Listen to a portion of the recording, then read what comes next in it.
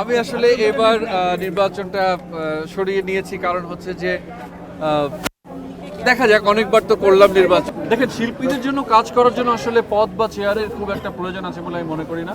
শিল্পীদের জন্য কাজ করতে চাইলে যে কোনো জায়গা থেকে করা যায়।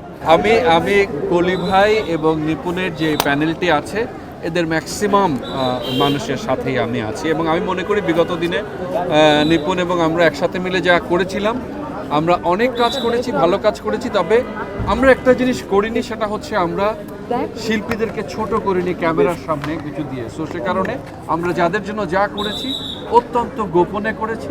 সো আমি আশা করি যেই আসুক, সামনের দিনে শিল্পীদের জন্যই তো আসবে। সো তাদের কোনো কাজ বা শিল্পীদের জন্য যদি পাশে দাঁড়ায়, এটা যেন গোপনেই দাঁড়ায়, প্রকাশ্যে অসংখ্য ক্যামেরা ডাক না দিয়ে যেন শিল্পীদেরকে কোনো কিছু দেওয়া হয়।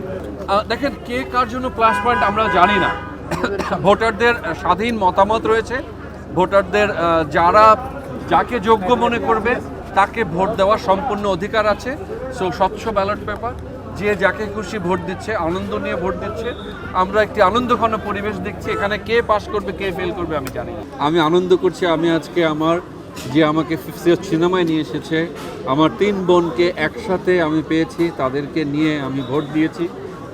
বুঝি, তারপরে ববিতা আপু, চম্পা আপু, এটার চেয়ে আনন্দ তাদেরকে আমি অনেকদিন দেখিনি। সো তারাও যখন এসে ভোট দেয়, সো এখানে রঙের কোনো অভাব আমি দেখছি।